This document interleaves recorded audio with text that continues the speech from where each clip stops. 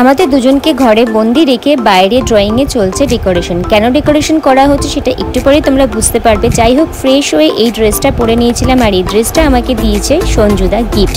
কেন গিফট দিয়েছে সেটাও পরে বুঝতে পারবে। যাই হোক, শিম্পু কিন্তু আমাকে ছাড়েনি, সারাক্ষণই চিপকে ছিল। আর তোমরা এখন দেখতেই পাচ্ছ ল্যাপসান একটা সুন্দর কেক, আর উপর দিকে লেখা রয়েছে হ্যাপি অ্যানিভার্সারি। ইয়েস, আজকে আমাদের অ্যানিভার্সারি ছিল, কিন্তু বিশ্বাস করো নতুন একটা প্রজেক্টে আমি জয়েন করেছি। একটা নয়, দুটো প্রজেক্টে জয়েন করেছি, তাই জন্যে একদম সময় পাইনি, কোনো প্ল্যান হয়নি, সারাদিন শুটিংয়ের মধ্যেই ছিলাম। শুটিং থেকে ফিরে জোর জবরদস্তি এইটুকু সেলিব্রেট করেছি।